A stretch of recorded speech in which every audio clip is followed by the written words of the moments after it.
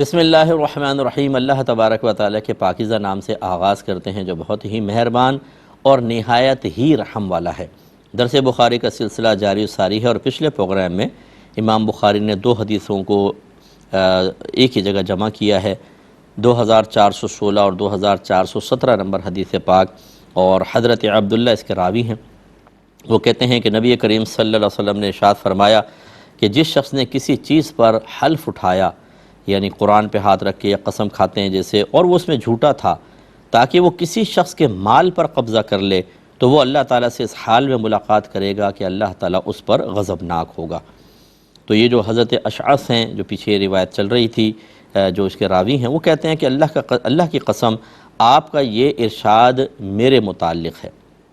میرے اور ایک یہودی کے درمیان ایک زمین کا جھگڑا تھا، تو میں رحمت کونین صلی اللہ علیہ وسلم کے پاس یہ مقدمہ لے کر آیا، تو سرکار نے فرمایا کہ آپ گواہ لائیں۔ میں نے کہا میرے پاس تو گواہ نہیں، تو سرکار نے فرمایا کہ تم حلف اٹھاؤ، یہودی سے کہا۔ تو میں گھبرا گیا اور میں نے کہا رسول اللہ، یہ تو حلف اٹھا لے گا اور میری زمین تو میرے ہاتھ سے نکل جائے گی، یعنی جھوٹا ہے تو جھوٹا حلف اٹھا لے گا۔ اس پر پھر یہ آیت نازل ہوئی کہ اللہ تعالیٰ نے فرمایا کہ بے شک جو لوگ اللہ کے عہد اور اپنی قسموں کے عوض تھوڑی قیمت حاصل کرتے ہیں، ان لوگوں کے لیے آخرت میں کوئی حصہ نہیں ہے، اور نہ آخرت میں اللہ تعالیٰ ان سے کوئی کلام کرے گا، اور نہ قیامت کے دن ان کی طرف نظر رحمت فرمائے گا، اور نہ انہیں پاکیزہ کرے گا، اور ان کے لیے دردناک عذاب ہے۔ تو اس پر میں اپنے بھائی بہنوں کو سمجھا رہا تھا کہ ذرا پیار محبت سے میری بات سمجھیں۔ بعض اوقات ایک منصف جو ہوتا ہے وہ شرعی تقاضا پورا کرنے کا پابند ہوتا ہے۔ جیسے فرض کر لیں کہ آپ 2 آدمی جھگڑا لے کر آئے اور میں آپ کے درمیان فیصلہ کر رہا ہوں، مجھے بتائیے کیا میں غیب پر مطلع ہوں؟ کیا میں اندازے سے فیصلہ کر دوں؟ کیا میں ٹاس کروں آپ کے درمیان، جس کے نام پر آ جائے اس کے حق میں فیصلہ کر دوں، یا شرعی تقاضا پورا کروں؟ تو یقینی سی بات ہے، آپ کہیں گے شرعی تقاضا پورا کرنا ہے۔ اب شرعی تقاضا جب پورا کیا جاتا ہے تو بعض اوقات ایسا ہوتا ہے کہ ظالم مظلوم اور مظلوم ظالم ہو جاتا ہے۔ وہ کس اعتبار سے کہ شرعی تقاضا پورا کرنے کے لیے کچھ چیزیں درکار ہوتی ہیں، اور ہم نے آپ کو پچھلا پروگرام دوبارہ دیکھیں، آپ میرا یوٹیوب پہ دیکھ لیجئے گا کہ بعض اوقات شرعی لحاظ سے ایک شخص پر گواہ پیش کرنا لازم ہوتے ہیں، وہ گواہی نہیں پیش کر پاتا، کہتے ہیں میرے پاس تو کوئی گواہی نہیں ہے۔ اب آپ بتائیں، اور ہے وہ مظلوم، گواہ نہیں ہے اس کے پاس، شریعت یہ کہتی ہے کہ اگر آپ اپنے آپ کو حق پر ثابت کرنا چاہتے ہیں گواہ پیش کریں، وہ اس کے پاس نہیں ہے گواہ، وہ کہتا ہے تنہائی میں معاملہ ہوا تھا۔ اب آپ مجھے بتائیے کہ اب شرعی تقاضا یہ تھا کہ جب یہاں گواہ نہیں تو جانب مخالف جس کا فریق ہے اس سے کہا جائے گا آپ قسم کھا لیں، حلفیہ بیان دیں کہ آپ سچے ہیں جھوٹا ہے۔ اس نے حلفیہ بیان دے دیا۔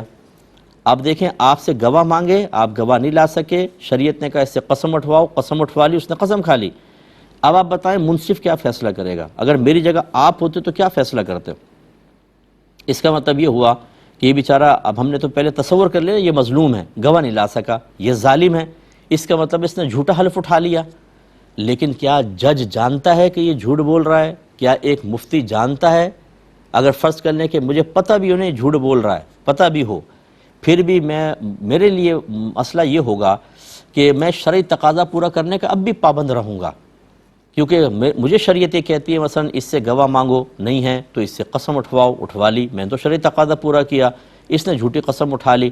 اب وبال کس پر ہے؟ اسی لیے ڈے آف ججمنٹ اللہ نے رکھا ہے کہ اگر یہ جھوٹ بول کے اس کا مال حاصل کر بھی لیتا ہے، ایک لمحے کے لیے اس کی دل آزاری ہوگی، یہ کہے گا صاحب آپ نے اس کے حق میں فیصلہ کر دیا، میں ہاتھ جوڑ کے کہوں گا مجھے معاف کر دینا بھائی، میں تو شرعی تقاضا پورا کر رہا ہوں، آپ گواہ نہیں لا سکے تو اس نے قسم کھائی، اب میں کس وجہ سے یہ کہوں، یا کون سے میرے پاس ایسا سورس، ایسا ذریعہ ہے کہ میں کہوں میں تیری قسم کا اعتبار نہیں کرتا، اسی کو مال دلواؤں گا؟ اگر جج ایسا کر لے تو آپ بتائیں کہ کیا حال ہوگا اس جج کا؟ لوگ کہیں گے نہیں کہیں گے کہ بھئی دیکھو اس نے تو جو ریکوائرمنٹ تھی وہ پوری ہو رہی تھی سامنے فریق، اس کو نظر انداز کر کے اس کو دلوا دیا۔ تو اب مظلوم کی ہو جاتی ہے دل آزاری۔ مظلوم پھر کہتا ہے جج نے میرے خلاف فیصلہ کیا، مفتی صاحب نے کیا، نہیں، مظلوم کو بھی بات سمجھنی چاہیے۔ ایک منصف آدمی، ایک جج مجبور ہو جاتا ہے بعض اوقات، اپنے قانون کا پابند ہوتا ہے کہ وہ قانون کے مطابق فیصلہ کرے گا۔ اب آپ کہیں گے تو پھر مظلوم تو مارا گیا، جی دنیا میں مارا گیا، لیکن یہی تو ہے ڈے آف ججمنٹ کیا ہے؟ وہ ہے یہ کہ جو دنیا کے اندر اس طرح کی ناانصافیوں اللہ تعالیٰ بدلہ دلوائے گا۔ اور یہ یاد رکھیں، یہ حدیث میں نے پہلے بھی بیان کی، نبی کریم صلی اللہ علیہ وسلم نے ارشاد فرمایا کہ جب بروز قیامت وہ لوگ جن کو اللہ نے عافیت سے رکھا، آفات، بلیات، مصیبتیں نہیں آئیں، جب یہ لوگ ان لوگوں کو دیکھیں گے کہ جن کو تکلیفیں پہنچی تھی، آزمائشیں، اور انہوں نے صبر کیا تھا اور اللہ اس صبر پہ ان کو انعام دے رہا ہے، تو یہ عافیت میں رہنے والے تمنا کریں گے کہ کاش ہماری کھال کو کینچیوں سے کاٹا جائے، کینچیوں سے، اور ہم اس پہ صبر کر کے یہ انعام پالیں۔ اس لیے جو ایسے مظلوم ہیں، جو بیچارے دل آزاریاں ہیں، میرے ساتھ بھی ایسے کچھ معاملات ہو چکے ہیں، تو ہمیں صبر کرنا چاہیے۔ یہ ضروری نہیں کہ ہر چیز کا بدلہ یہاں مل جائے، اور یہ یقین رکھیے کہ جب آخرت میں بدلہ مل رہا ہوگا، اس وقت آپ کہیں گے کاش مجھے دنیا میں میرے حق میں کوئی فیصلہ ہوا ہی نہ ہوتا، تاکہ میں صبر کر کے ایسا انعام پا لیتا۔ اس لیے جتنے میرے مظلوم بھائی، میری مظلوم بہنیں یہاں بیٹھے ہیں، رشتہ داروں نے اچھا وکیل کر کے آپ کی وراثت ہڑپ کر لی ہے، آپ کا کاروبار قبضے میں کر لیا، آپ کے مکان قبضے میں کر لیے۔ میں جانتا ہوں بہت سو نے مکان، بیچارے کسی غریب کا مکان ہے، دوسروں کو بیچ دیا جعلی کاغذات بنا کر۔ اس غریب میں اتنی وسعت ہی نہیں ہے کہ اپنے مکان کو چھین سکے، حاصل کر سکے، اور وہ مکان بنا کے رہ رہے ہیں عیش کے ساتھ۔ وہ بیچارہ جھونپڑے کے اندر رہ رہا ہے، روزانہ دل آزاریاں اور تکلیف اور وہ غم مسلسل کہ میرا مکان چھین لیا گیا۔ تو کیا اس کو کوئی انعام نہیں ملے گا؟ اللہ تعالیٰ اس کو آخرت میں انعام دے گا۔ تو ایسے جو بھی میرے بھائی بہن مجھے سن رہے ہیں، تھوڑا سا صبر کیجئے گا، شکوہ شکایت نہ کیجئے گا۔ اگر آپ یہ کہتے ہیں اللہ تیرا کیسا انصاف ہے، تو نے ہمیں یہاں کچھ نہیں دلوایا، ہمارے خلاف ہم مظلوم ہیں، تو جانتا ہے پھر ہمارے خلاف ہو گیا، کیا اللہ کا یہ وعدہ ہے کہ جو مظلوم ہوگا ضرور اس کو دنیا میں انصاف دے گا اللہ تعالیٰ؟ ضرور ظالم کو سزا دے گا دنیا میں؟ نہیں، یہ تو اللہ کا وعدہ نہیں ہے۔ اللہ تعالیٰ نے آخرت کے بارے میں وعدہ کیا ہے، اور وہ بھی آپ دیکھیں نا کہ اگر ایک مظلوم ہوتا ہے، ایک ظالم، تو اللہ تعالیٰ مظلوم کو نعمت دے دیتا اور ظالم کو فوراً سزا دیتا، تو پھر کوئی ہوتا آزمائش بنتی؟ پھر تو ختم آزمائش، ہر شخص ڈر کے کہتا نہیں بھی میں تو نہیں کروں گا، پھر کس چیز کی آزمائش رہتی؟ آزمائش تو ہے ہی یہ کہ ایک آدمی جھوٹی قسم کھا کر مکانوں پہ قبضہ کر سکتا ہے، زمینیں لوٹ سکتا ہے، پلاٹ پہ قبضہ کر سکتا ہے، آپ کا مال، آپ کی وراثت کھا سکتا ہے، آپ کو جھوٹ بول کر جیل میں ڈلوا سکتا ہے، سالہ سال آپ کی جوانی ضائع کر سکتا ہے۔ اس پر اللہ نے قدرت دی ہے، لیکن ڈرا دیا ہے قرآن میں، حدیث میں، ایسا کرو گے تو آخرت میں سزا ہوگی۔ لیکن اگر وہ بے حیا بن کر نہیں مانتا تو پھر اللہ تعالیٰ آخرت میں اس کو سزا دے گا، اور اس مظلوم کو اتنا دے گا کہ اگر دنیا میں مثلاً یہ 120 گز کے پلاٹ سے محروم ہوا تو بیچارہ دل پکڑ کے بیٹھا ہوا ہے، اس سے لاکھوں گنا زیادہ دے گا اللہ تعالیٰ۔ تو اس لیے جتنے میرے بھائی بہن مجھے سن رہے، اگر آپ نے اللہ کی بارگاہ میں شکوہ کیا ہے، توبہ کر لیں، اللہ ہمیں معاف کر دے۔ مال چھینا ٹھیک ہے، کوئی بات، گن پوائنٹ پہ موبائل چھین لیتے ہیں، بہت سو کی موٹر سائیکل، بہنوں کے پرس، ان کے زیور چھین لیے گئے، تو وہ بیچاری اللہ کی بارگاہ میں اگر مثبت فریاد کی ہے تو ٹھیک ہے، اللہ تعالیٰ دیکھ میرے ساتھ ایسا ہوا، ان کو سزا دے یا ان کو ہدایت دے، ٹھیک ہے۔ لیکن ایک ہوتا ہے شکوہ، میرے ساتھ ایسا کیوں ہوا، تو نے میری مدد کیوں نہیں کی، ان کی ٹانگیں کیوں نہیں ٹوٹ گئیں؟ ارے آپ لڑنے لگے، آپ باغی ہو گئے، ایسا نہ کریں، وہ چیز تو گئی، آخرت کا ثواب بھی ضائع ہو جائے گا۔ اور اسی طرح میرے جو بھائی بہن اپنی زمینوں سے، اپنی پراپرٹی، اپنے فلیٹس، اپنے پلاٹس، اپنے زیورات، اپنی وراثت سے محروم کر دیے گئے ہیں، شکوہ نہ کیجیے گا، ہمت رکھیں اپنے بھائی کی بات، یہ میری بات نہیں، اصل میں تو اللہ اس کے رسول کی ہے، لیکن میں اللہ اس کے رسول کا ایک مطلب پیغام پہنچانے والا ہونے کی حیثیت سے کہ ہم علماء وارثان نبی کہلاتے ہیں اور ہمارے پاس علم کی وراثت آتی ہے، تو ہم اللہ اس کے رسول کی تعلیمات آپ تک پہنچاتے ہیں۔ اعتماد رکھیے، آپ کو اتنا ملنے والا ہے کہ آپ تصور نہیں کر سکتے۔ اور جو آج ہنس رہا ہے نا، آپ کے پاس طنزیہ مسکراہٹ کر کے نکل جاتا ہے، ایک طنز پھینک دیتا ہے آپ کے اوپر، اکڑ کر جا رہا ہے، اس کی حالت دیکھیے گا آپ، یہ اتنا ذلیل ہوگا ایسا شخص آپ کے سامنے میدان محشر میں کہ اس کی حقارت اتنی ہوگی کہ آپ تصور نہیں کر سکتے، اس کی اکڑی ہوئی گردن زمین پہ جھکی ہوگی۔ میرے آقا صلی اللہ علیہ وسلم فرماتے ہیں کہ بروز قیامت متکبرین اس حالت میں لائے جائیں گے کہ وہ چھوٹے چھوٹے کر دیے جائیں گے، اور لوگ اپنے پاؤں سے ان کو روند رہے ہوں گے، یوں روند رہے ہوں گے، ان کا تو حال خراب ہوگا۔ تو جنہوں نے، جو میرے ایسے بھی سن رہے ہیں بھائی بہن، جنہوں نے وراثتیں دبائی ہوئی ہیں، پلاٹ دبائے ہوئے ہیں، فلیٹ قبضے میں کر کے کرائے پہ چڑھا کے کرایہ کھا رہے ہیں بیٹھ کر، آپ کا انجام بڑا دردناک ہونے والا ہے۔ اپنے بچوں میں دوسرے کا حق مار کر انہیں اذیت میں مبتلا کر کے اپنے بچوں کے پیٹ میں حرام ڈالنے کا وبال ابھی آپ کو پتہ نہیں چلے گا بروز قیامت۔ اور یہ بھی میں آپ کو عرض کر دوں، حدیث میں سرکار فرماتے ہیں کہ کچھ بیوی بچے ہوں گے جو شوہر کے خلاف اور باپ کے خلاف دعویٰ کریں گے اور کہیں گے کہ اللہ تعالیٰ اس نے ہمیں حرام کھلایا، اگر یہ حلال کھلاتا تو ہم حلال کھاتے، تو پھر احتساب ہوگا اس شخص کا، اور اس کی نیکیاں ان کے نامہ اعمال میں ڈالے جائیں گے اور ان کے گناہ اس کے نامہ اعمال میں ڈالے جائیں گے، اور اس شخص کو سرپرست کو اٹھا کے جہنم میں ڈالا جائے گا۔ میرے وہ بھائیوں جو وراثتیں دبا کر بیٹھے ہو، اب پلاٹ دبا کر کیوں میرے بچوں کا فیوچر بن گیا؟ ارے اپنے بچوں کے لیے حرام فیوچر آپ بنا رہے ہیں، یہ بچے باغی ہو جائیں گے میدان معاشر میں، یہ بیوی باغی ہو جائے گی۔ جن لوگوں کو راضی کرنے کے لیے، ان کی چہروں پر پھیلی ہوئی مسکراہٹ دیکھنے کے لیے آپ نے یہ لوگوں کی دل آزاریاں کر کے جمع کر رکھا ہے، یہ وبال ہے آپ کے اوپر بہت بڑا، شدید عذاب قبر ہے۔ اتنا عذاب قبر آپ کی چیخیں سننے والا کوئی نہیں ہوگا۔ خدا را اپنی زندگی میں واپس کریں، حقدار کو اس کا حق دے دیں، فوراً دے دیں، چاہے کتنا بڑا نقصان ہو، آپ کو فٹ پاتھ پہ آنا پڑے، آ جائیں، دے دیں اس کا حق، دنیا میں سارا حساب و کتاب کر جائیں، ورنہ بروز قیامت بہت برا انجام ہے۔ اور جو مظلوم ہیں ان کو ذرا صبر کرنا چاہیے۔ تو یہ صورتحال ہے کہ خلاصہ کلام کیا ہوا۔ اب یہاں دیکھیے نبی کریم صلی اللہ علیہ وسلم کے پاس ایک مسلمان ہے، ایک یہودی، لیکن نبی کریم صلی اللہ علیہ وسلم کو شرعی تقاضا پورا کرنا ہے، جو خود نبی کریم نے صحابہ کرام کو بتایا کہ اس طریقے سے فیصلہ ہوگا۔ اب صحابی سے کہا کہ گواہ لے کر آئیں، ان کے پاس گواہ نہیں ہے، تو ٹھیک ہے، پھر فیصلہ یہ ہوگا کہ سامنے والا قسم کھائے گا، اور وہ صحابی خود یہ کہہ رہے ہیں رسول اللہ یہ تو قسم اٹھا جائے گا، یعنی جھوٹا آدمی ہے، قسم اٹھا جائے گا، لیکن اللہ کے نبی قسم اٹھوا رہے ہیں اس سے کہ نہیں ٹھیک ہے، اگر جھوٹی قسم کھائے گا تو وبال اس پر ہے۔ وہ سرکار نے بیان فرما دیا کہ اچھا جھوٹی قسم کھائے گا، ہم حدیث سنا دیتے ہیں اس کو، اللہ تبارک و تعالیٰ کا پیغام سنا دیتے ہیں کہ اگر تو نے جھوٹی قسم اٹھائی تو بروز قیامت اللہ تبارک و تعالیٰ تجھ پہ نظر رحمت نہیں فرمائے گا، عذاب ہوگا تیرے اوپر۔ تو وہ گھبرا کے رکے گا، لیکن ایسے لوگ ہوتے ہیں کورٹ کے اندر جھوٹی قسم اٹھاتے ہیں۔ میرے سامنے یوں میں نے دیکھا ایک شخص کو کہ اگر میں جھوٹ بولوں تو مجھ پر جو کہوں گا سچ کہوں گا، اگر میں جھوٹ بولوں تو مجھ پہ اللہ کا غضب اور مجھ پہ اللہ کی لعنت نازل ہو، اور اس کے بعد صراحتاً جھوٹ، یعنی خوف خدا نہیں، اور کس لیے؟ تھوڑے سے مال کے لیے۔ یعنی ایسے لوگوں کے قلب سیاہ ہو چکے ہیں اور معاشرے میں بڑے عزت دار کہلاتے ہیں، لیکن چھوٹی چھوٹی باتوں پہ قسمیں کھا کے دوسرے کا مال قبضے میں کرنے کے لیے، جھوٹ بول کر دوسرے کا مطلب مال ہڑپ کرنے کے لیے وہ اس طرح کی حرکتیں کر رہے ہیں۔ اس لیے اچھی طرح یاد رکھیں، مجھے امید ہے کہ جو میں نے تفصیل ایک ذکر کی ہے اس میں بہت کچھ آپ کو سیکھنے کو ملا ہے، اور بس یہ اب سمجھ لیجئے جتنے میرے بہن بھائی مجھے سن رہے ہیں، ایک تو ماضی تھا اس کا میں نے ذکر کر دیا، ایک ہے مستقبل۔ آپ خود بھی اور اپنے گھر کے بچوں کو بھی خدا را آخرت کی طرف مائل کریں۔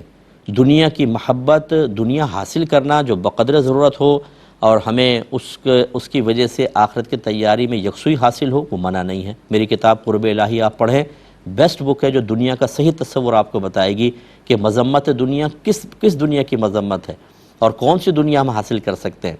لیکن اپنے بچوں کو آپ سمجھائیں، محبت کوٹ کوٹ کے بھر نہ دیں۔ نتیجہ کیا نکلے گا کہ کبھی ان کو اگر خدا نہ خواستہ ایسا آزمائش میں مبتلا ہونا پڑا کہ جھوٹ بول کے مال حاصل کر سکتے ہیں، تو پھر ہم نے دیکھا ہے کہ وہ بچے جھوٹ بولنے میں ایک لمحہ دیر نہیں لگاتے۔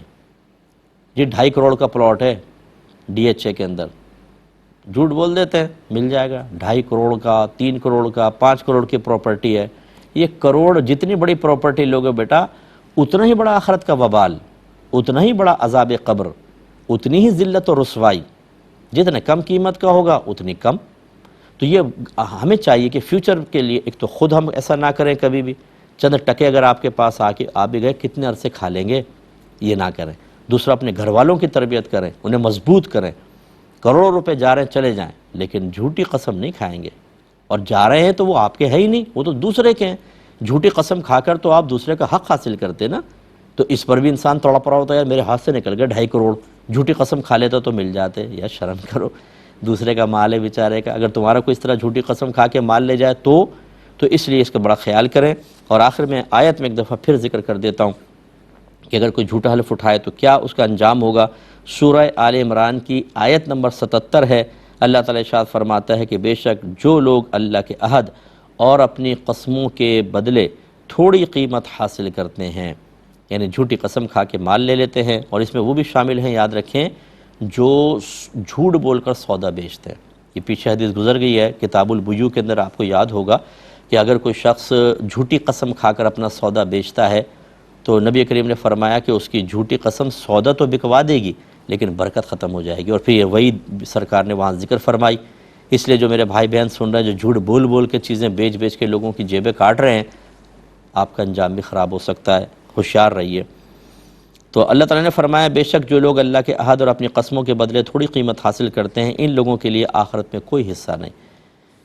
یہ کوئی حصہ نہیں، یہ اس صورت میں تو بالکل بعینی الفاظ، ظاہری الفاظ ہوں گے کہ وہ ہمیشہ ہمیشہ جہنم میں جائے گا، جنت ملے گی نہیں۔ یہ کس صورت میں ہوگا؟ جب وہ حلال سمجھ کر یہ کسی کے اوپر ظلم کرے کہ میرے لیے حلال ہے سب۔ بعض لوگ کہتے ہیں ہمارا حق ہے، معاذ اللہ ثم معاذ اللہ، رشوت کو حق کہتے ہیں۔ اس میں تو ایمان ضائع ہو جاتا ہے کہ جب ایمان ضائع ہوگا پھر اس کا آخرت میں کوئی حصہ نہیں، یعنی کبھی بھی جہنم سے نکل کے جنت میں نہیں جا سکتا۔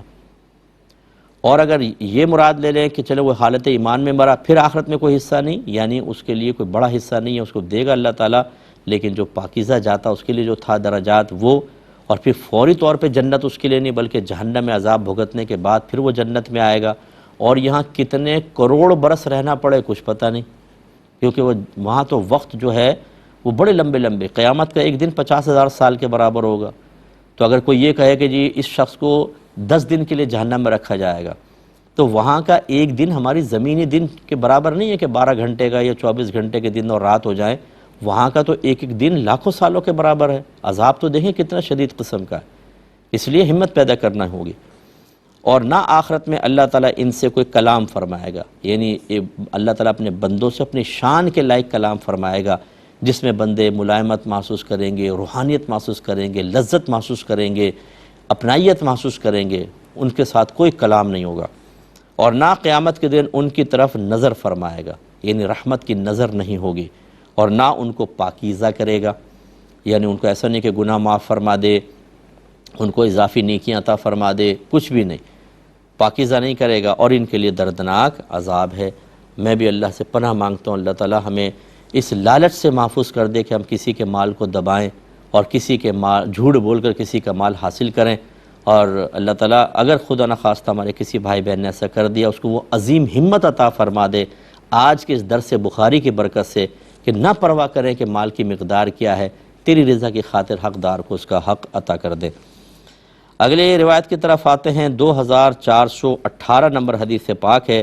حضرت عبداللہ بن کعب بن مالک حضرت کعب سے روایت کرتے ہیں کہ انہوں نے حضرت ابو حدرد رضی اللہ تعالی عنہ سے مسجد میں اپنے قرض کا تقاضا کیا، پس ان دونوں کی آوازیں کچھ بلند ہو گئیں، حتیٰ کہ نبی کریم صلی اللہ علیہ وسلم نے ان کی آوازوں کو اپنے حجرہ مبارکہ میں سنا، تو آپ ان کی طرف تشریف لے آئے اور آپ نے حجرے کا پردہ کھولا، پھر آپ نے بلند آواز سے فرمایا کہ اے کعب۔ انہوں نے عرض کیا رسول اللہ میں لبیک، میں حاضر ہوں اللہ کے رسول۔ آپ نے فرمایا کہ تم اپنے قرض میں سے اتنا کم کر دو۔ آپ نے ان کی طرف نصف کا اشارہ کیا، جیسے یہ ایسا کر دو، سرکار نے آدھے کا اشارہ کیا، آدھا معاف کر دو۔ انہوں نے کہا رسول اللہ میں نے کم کر دیا۔ پھر آپ نے حضرت ابن ابو حضرت رضی اللہ تعالیٰ عنہ سے فرمایا اب اٹھو تم اس کو ادا کر دو۔ دیکھیے اس کو سمجھیے، یہ حدیث بہت پیاری حدیث ہے، لیکن ٹائم چونکہ کم ہے تو اب کلام کروں گا تو پورا نہیں ہو سکتا، تو نیکسٹ پروگرام میں انشاءاللہ اس پہ کلام کریں گے۔ بہترین اس میں تعلیم شرع ہے، ہمیں اس کو حاصل کر کے اپنانا چاہیے۔ اللہ تعالیٰ ہمیں توفیق عطا فرمائے، آمین۔ وآخر دعوانا ان الحمد للہ رب العالمین۔